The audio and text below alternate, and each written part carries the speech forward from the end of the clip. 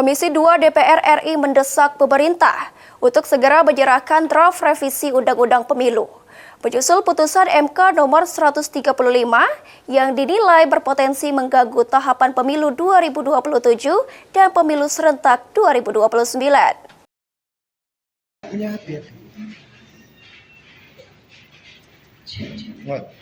Assalamualaikum.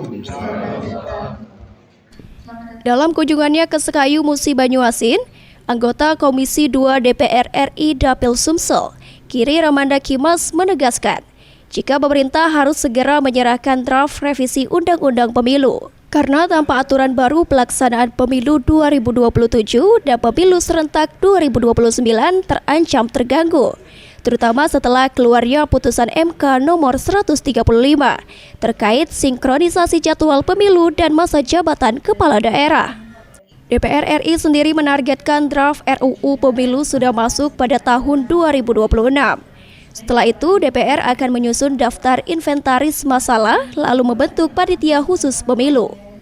Giri menambahkan, jika regulasi harus tuntas sebelum 2027, agar KPU dan Bawaslu dapat memulai tahapan pemilu tanpa hambatan.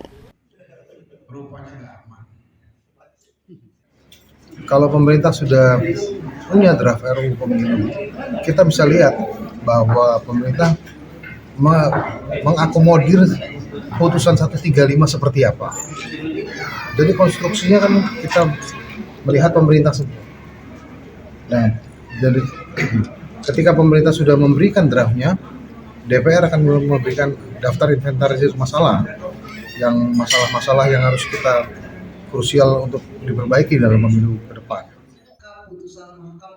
DPR sendiri menurut Giri siap membahas revisi Undang-Undang Pemilu begitu pemerintah menyerahkan draft. Kepastian sikap pemerintah menjadi kunci agar proses revisi berjalan cepat dan memberi kepastian bagi penyelenggara pemilu. Ruzi Iskandar, PAL TV.